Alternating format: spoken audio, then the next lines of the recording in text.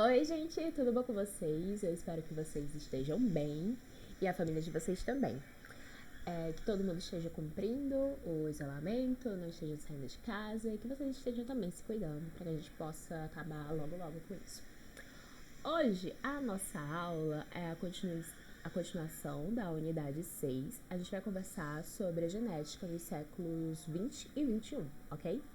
Então, vamos lá. Preparar aqui para vocês e pronto.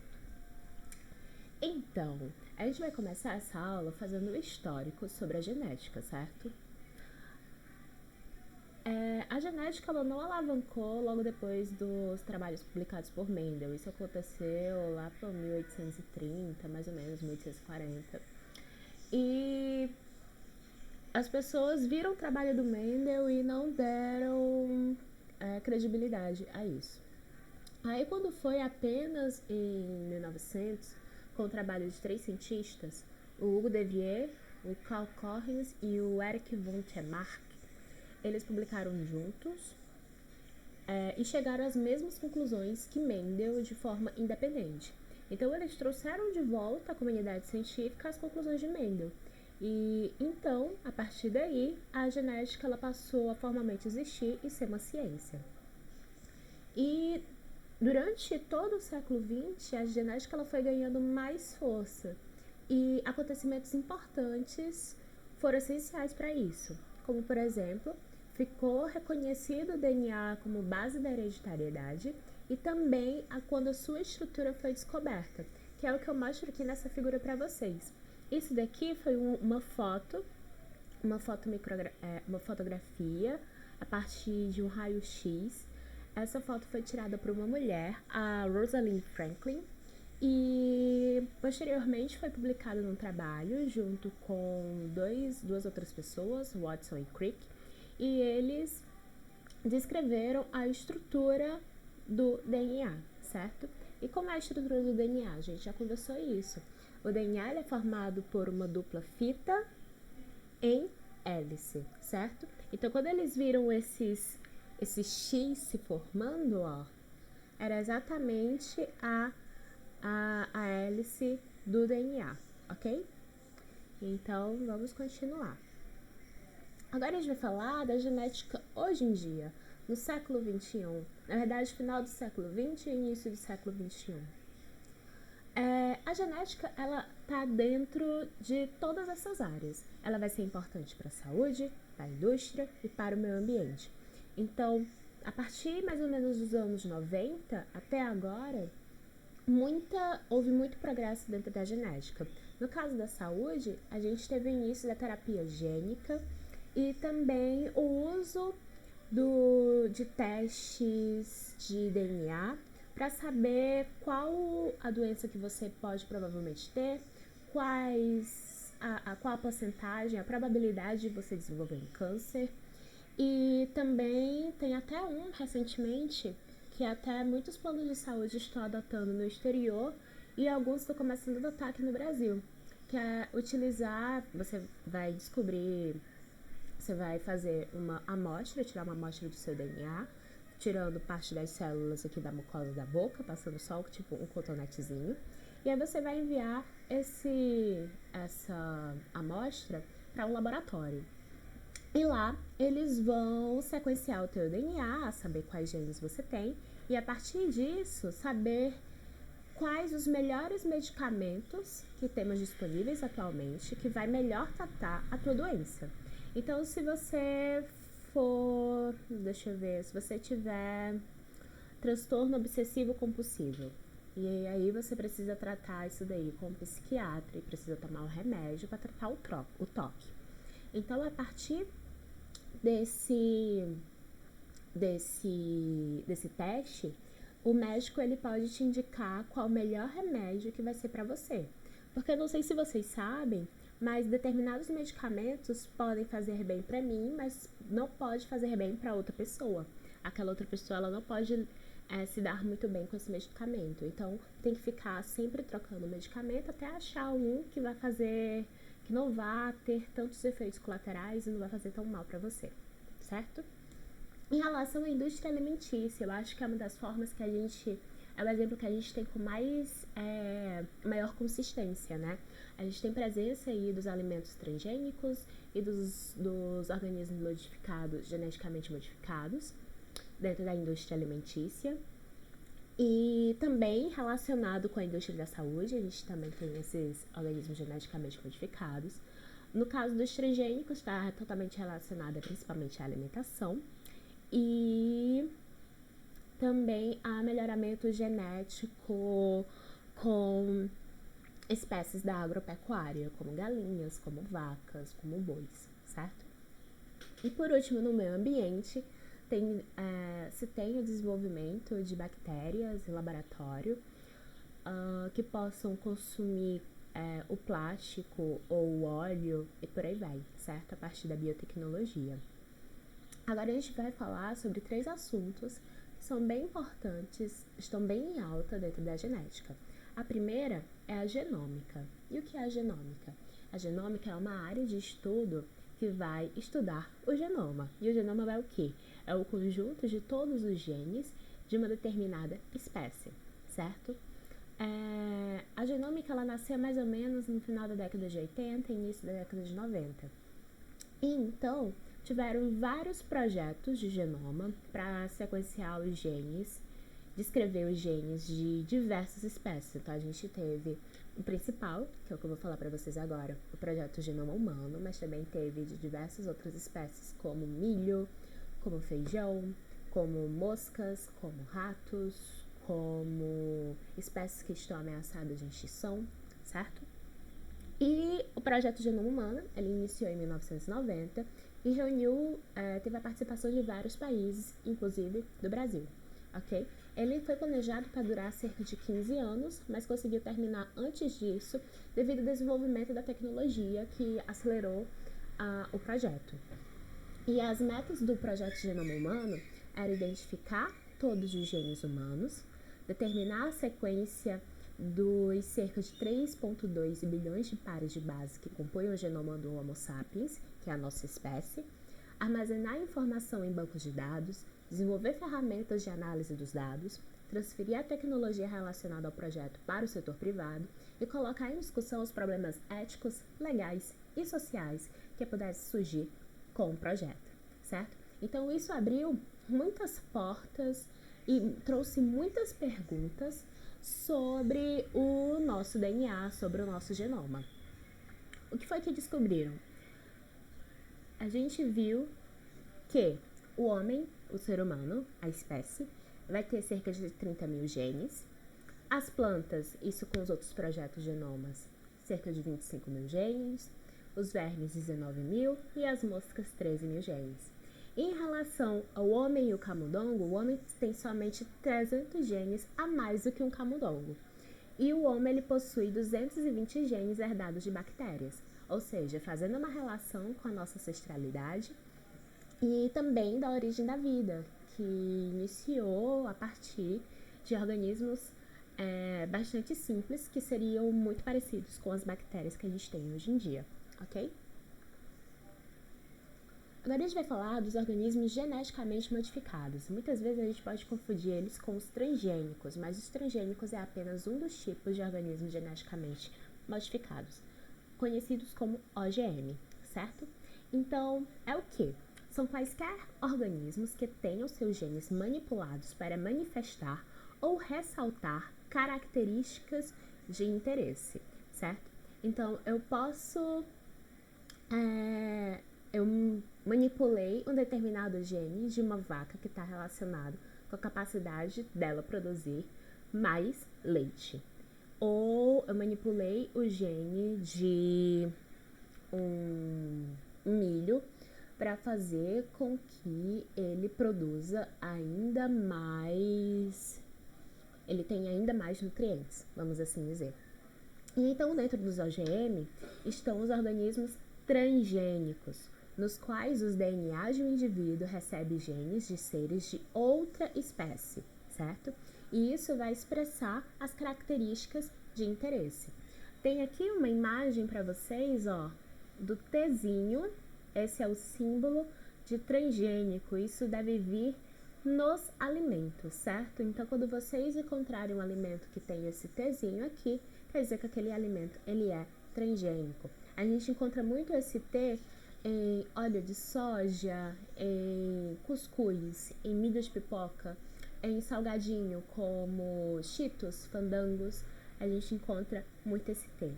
E um dos os principais alimentos que passam pela transgenia, por ser transgênico, virar transgênico na verdade, é o milho e a soja, principalmente aqui no Brasil, certo? E a criação do OGM, ela é feita a partir de uma técnica conhecida como DNA recombinante. O que é que isso quer dizer? A gente vai recombinar, juntar DNAs de origens diferentes. A gente vai ver um exemplo agora de como isso é feito. Aqui a gente tem uma bactéria, certo? E aqui está o cromossomo da bactéria. Aqui vai ser onde vai estar o DNA da bactéria. Mas só que a bactéria, ela não tem o DNA somente aqui. Ela vai ter o DNA também nela no plasmídio. E o que é o plasmídio? É uma sequência isolada de DNA. Ele não vai estar junto do cromossomo, certo? Então, o que é que você vai fazer? A gente vai pegar esse plasmídio e vai fazer um isolamento dele. Eu vou recortar uma parte dele, certo? E aí eu vou pegar uma célula que é do meu interesse, que tem um gene que interessa a mim. E então eu vou tirar essa parte do gene e vou colocar dentro do plasmídio. Vou juntar com o plasmídio da célula e vou inserir de novo nessa bactéria, certo? E a partir de então eu vou chamar essa bactéria de recombinante. Por quê? Porque ela vai ter DNA de origens diferentes. Então, essa bactéria, ela vai começar a copiar, ela vai produzir proteínas a partir desse gene aqui que ela fez a leitura, ou ela vai fazer cópias desse gene, certo? E aí eu posso seguir dois caminhos. Eu posso inserir esse gene nas plantas que eu tenho interesse. Exemplo, aqui fala da inserção em plantas de gene que confere resistência a pragas. Então, muitas plantas que são transgênicas, no caso o milho e a soja, esse processo vai lhe conferir uma resistência a determinadas pragas, insetos, vírus ou até outras bactérias. E aqui nesse outro caso, a gente tem um exemplo de produção de proteínas que vão ser usadas em terapias cardíacas para desenvolver coágulos, ou até mesmo dissolver coágulos, ou até mesmo produção de um determinado hormônio, certo? Hoje em dia, a insulina, ela é produzida assim, a partir uma insulina, vamos dizer, transgênica, que a gente conseguiu colocar sequenciamento do gene que produz a insulina numa bactéria, e então ela vai produzir esse hormônio. Antigamente, se era produzido nos porcos. A gente retirava a insulina do pâncreas dos porcos, porque a insulina deles era muito parecida com a insulina humana. Mas hoje em dia, para fazer o tratamento da diabetes, a gente utiliza apenas as bactérias, certo? E agora a gente vai falar sobre clonagem. A clonagem, ela é muito comum na natureza. A gente até já conversou isso quando estávamos falando sobre reprodução. Lembra que a gente tem dois tipos de reprodução? Reprodução sexuada e reprodução assexuada. Na reprodução sexuada, eu vou ter a união de gametas e a recombinação de material genético. Enquanto na reprodução assexuada, eu não vou ter a recombinação desse material genético. Então, eu vou fazer cópias do próprio material, gerando uma prole, filhotes, que eles são clones do pai original, certo? Então, um clone ele é definido como um organismo geneticamente idêntico ao organismo no qual ele se originou. E no final dos anos 90, início dos anos 2000, a gente teve o caso de primeira clonagem de um mamífero. Isso aconteceu com a ovelha Dolly. Aqui a gente tem como é que funciona o processo de clonagem. Os cientistas, eles pegaram uma ovelha que doou um óvulo, que é o óvulo, é o gameta feminino, né? E aí pegaram o núcleo desse óvulo e descartaram. Depois pegaram o núcleo de uma célula somática do indivíduo que queria clonar. Uma célula somática, gente, ela é o quê? 2N. Então, ela tem o conjunto, o número total de cromossomos de uma espécie, diferentemente do número de cromossomos que tem numa célula reprodutiva, que é só N. Lembra? Então, eles pegaram o núcleo dessa célula somática e inseriram no óvulo da ovelha doadora. E então, ocorreu essa fusão, se desenvolveu o embrião e o embrião ele foi implantado no útero de outra ovelha. E essa ovelha ela vai gestar esse clone. E esse clone que nasceu, ele vai ser idêntico àquela ovelha que doou a célula somática, certo? Então, é assim que ocorre um processo de clonagem. E aí, existem vários dilemas éticos e até que ponto a gente pode manipular isso e que caminhos isso pode nos levar. Falando em relação à bioética ou os caminhos que a humanidade pode tomar. E agora a genética e a sociedade nos dias de hoje. Eu coloquei para vocês aqui, vocês prestarem atenção nessas 3 imagens. Primeiro a gente vai falar sobre os alimentos transgênicos. Por quê? Porque ainda existe muita discussão sobre se os transgênicos eles fazem algum mal, se eles não trazem nenhum mal, se eles devem ser aprovados assim em larga escala. Determinados países não aprovam o uso de transgênicos nas suas populações, mas aqui no Brasil a gente aprova, né? Ainda se espera, muitos cientistas falam que deve se esperar mais trabalhos para se aprovar ou não transgênicos. E a gente, acho que ano passado, gente, ou foi ano retrasado, tava correndo no Senado, era na Câmara, enfim.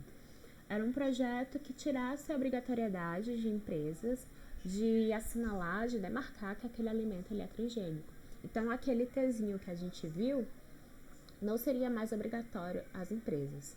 Então, muita coisa se passou, no fim das contas, creio eu que isso não foi aprovado. E ainda assim, a gente tem essa demarcação e eu acho que é um direito nosso saber o tipo de alimento que a gente está consumindo, certo? E outra coisa que eu achei muito interessante, isso ocorreu em 2018, certo? 2018 para 2019. Um cientista que ele modificou geneticamente duas gêmeas que estavam prestes a nascer. Creio eu que os pais dessas gêmeas, eles eram portadores de HIV. Então, eles iam portar HIV. E vocês lembram do HIV, né? Que é o vírus que causa a AIDS, que é a síndrome de imunodeficiência adquirida. A gente até assistiu um filme ano passado que era sobre o Cazuza, que morreu de AIDS, causado complicações pela AIDS. E aí esse cientista, ele acabou sendo preso porque ele contou que ele fez essa manipulação genética. Ele manipulou os genes desses bebês, dessas nenéns, para fazer com que elas fossem imunes, tivessem já anticorpos para o HIV. Então elas iam ser imunes a ele e não ia ficar doente, não ia herdar essa doença dos pais, ok? Então ele foi preso porque a corte de cientistas achou que ele ultrapassou os limites da ética, da bioética, e isso abre margem para um discurso eugenista. E o que é isso? Não sei se vocês lembram de quando estudaram história sobre Segunda Guerra Mundial, sobre Hitler e nazismo, que o Hitler era um grande eugenista. E o que é que isso quer dizer? Quer dizer que ele pregava que existia uma raça pura, seres humanos superiores, e que os alemães eram descendentes desses arianos, que era uma raça pura superiores, e por isso ele justificou o Holocausto em cima disso. em cima, dizendo que a raça dele era superior aos judeus, a negros, a homossexuais, a pessoas que tinham doenças locomotoras, doenças neurológicas, certo? E então, por que isso abre margem à eugenia? Se a gente tem acesso a modificar geneticamente o DNA dos nossos futuros filhos ou dos futuros humanos que vão vir por aí, eu posso ir muito além de mudar, conferir eles uma imunidade, como no caso das nenês, mas eu também posso conferir eles, escolher um determinado gene que vai dar cor de olhos azuis, ou cabelo loiro, ou pele mais clara, ou pele mais escura, ou que eles desenvolvam uma maior massa muscular, ou que eles tenham uma capacidade maior de concentração, e nisso eu vou acabar gerando super-humanos. Eu vou dar margem para a existência e a manutenção desse discurso e dessa ideia. E isso pode ser muito perigoso, porque não vai ser todo mundo que vai ter acesso a isso, e a gente vai ter ainda mais uma diferença agora que vai passar de uma diferença social, uma diferença racial, para uma diferença genética, certo?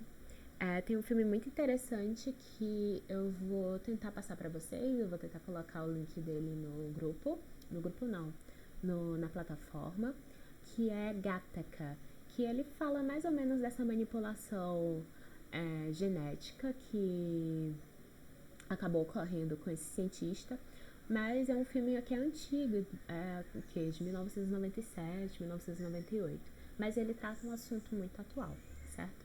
Então a gente termina por aqui, eu espero que vocês tenham gostado, e façam a atividade que eu coloquei na agenda pra vocês, e até a próxima, tá bom? Então, um beijo e tchau!